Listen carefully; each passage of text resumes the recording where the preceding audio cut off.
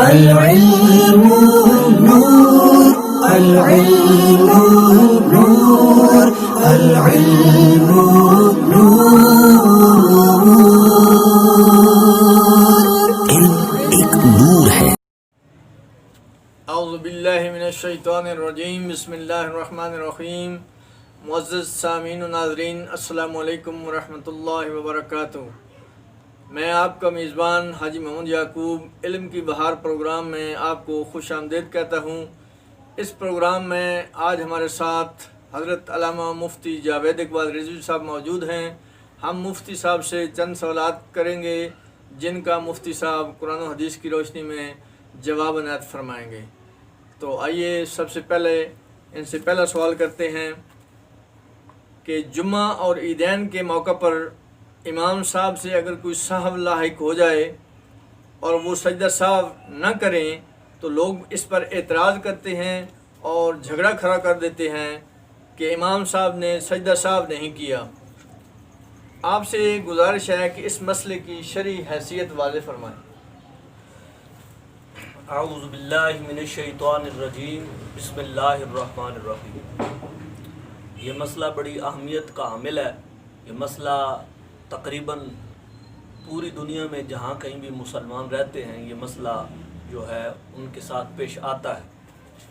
سب سے پہلے یہ مسئلہ سمجھیے سجدہ سہو کے بارے میں کہ اگر کوئی امام سے سہو لاحق ہو جائے تو اس میں جمعہ کی نماز ہو، عیدین کی نماز ہو، نوافل ہوں یا فرض ہوں، ان سب میں سجدہ سہو واجب ہوتا ہے۔ در مختار کے اندر باب السہو پورا ایک باب باندھا گیا ہے، اس کے اندر باقاعدہ طور پر موجود ہے کہ السہو فی صلاۃ العید والجمعۃ والمکتوبۃ والتطوع والنوافل سواء، یہ عبارت موجود ہے کہ سہو جو ہے وہ عیدین کی نماز میں بھی اور نوافل کی نماز میں بھی، جمعہ کی نماز میں بھی، فرائض کی نماز میں بھی برابر ہے۔ تو اب سوال یہ پیدا ہوتا ہے کہ اگر ان سب میں سجدہ سہو واجب ہے تو پھر یہ مشہور بھی ہے کہ سجدہ سہو عیدین والی نمازوں میں امام صاحب عموماً نہیں کرتے، جمعہ والی نمازوں میں بھی نہیں کرتے، تو پھر اس کا کیا مطلب ہوا؟ پھر اس کا کیا جواب ہوا؟ تو اس کا جواب یہ ہے کہ سجدہ سہو تو ویسے ساری نمازوں میں ہے، تو جو متاخرین فقہاء تھے انہوں نے ایک شرط کے ساتھ اس کو جو ہے وہ سجدہ سہو کو انہوں نے چھوڑنا پسند کیا ہے۔ تو انہوں نے باقاعدہ طور پر یہ در مختار کے اندر بھی یہ باقاعدہ عبارت موجود ہے کہ وہ کہتے ہیں کہ جو متاخرین فقہاء ہیں انہوں نے ایک جو ہے شرط کے ساتھ اس کو مقید کیا ہے کہ اگر مجمع کثیر ہو تو پھر اس وقت اس سجدہ سہو کو چھوڑنا مناسب ہے، اور اگر مجمع کثیر نہ ہو تو پھر سجدہ سہو کرنا بھی اچھا ہے۔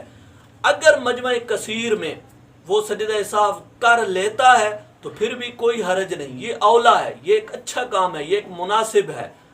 تو اگر وہ سجدہ سہو نہیں بھی کرتا تب بھی بہت مناسب ہے، تب بھی ٹھیک ہے، اس میں کوئی حرج والی بات نہیں، کوئی جھگڑے والی بات نہیں ہے۔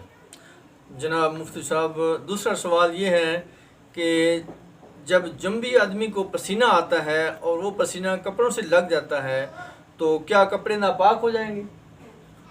جی، جنبی آدمی جو سوتے وقت ناپاک ہو گیا تو گرمیوں والے دن پہ انسان کو پسینہ بھی آتا ہے، تو پھر یہ ہے کہ سب سے پہلے تو یہ ہے کہ اسے غسل کر ہی لینا چاہیے جلدی اگر اسے وقت ملا ہے۔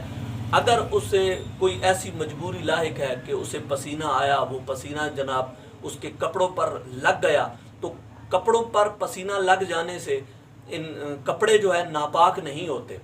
تو انسان کا جو پسینہ ہے وہ مثل لعاب دہن کے ہے، اس کے جو ہے منہ کا جو لعاب ہے اسی کی مثل ہے، اسی کا حکم ہے۔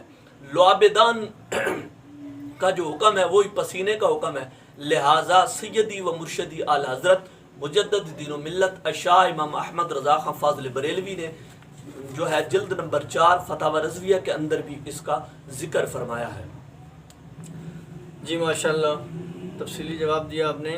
اب ایک اور سوال ہے کہ اگر سرکہ کے اندر چھپکلی گر گئی اور زندہ نکل آئی تو اب بتائیں کہ اس سرکہ کو استعمال کر سکتے ہیں یا نہیں، اور اگر اس میں چھپکلی مر جائے تو پھر اس سرکے کا کیا حکم ہے؟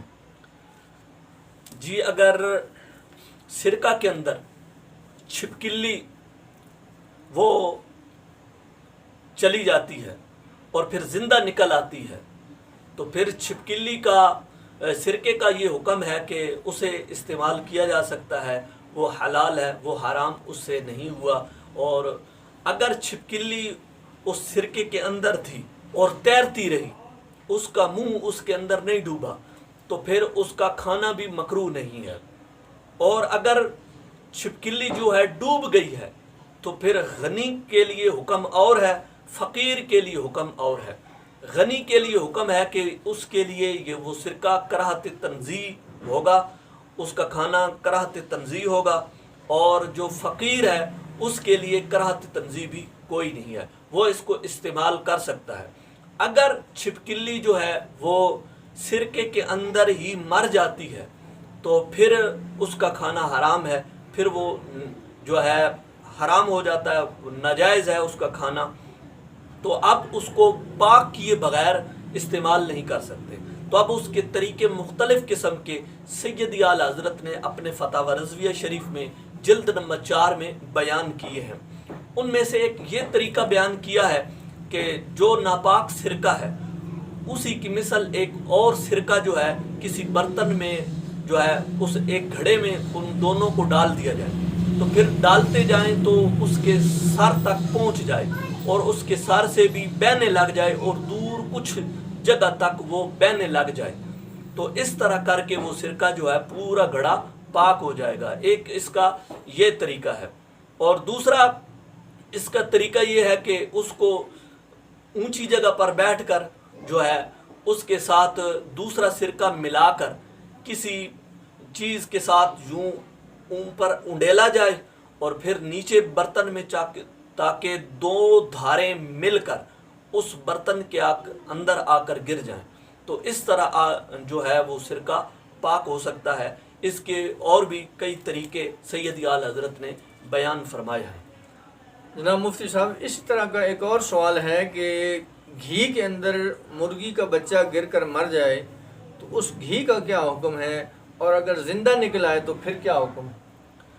جی گھی کے اندر جو بہنے والی چیز ہے سب کا حکم ایک ہی ہوتا ہے کہ پھر تو یہ گھی ناپاک ہو گیا، اب اس کو جو ہے وہ پاک کرنے کی ضرورت ہے، تو اب یہ بغیر پاک کیے اسے استعمال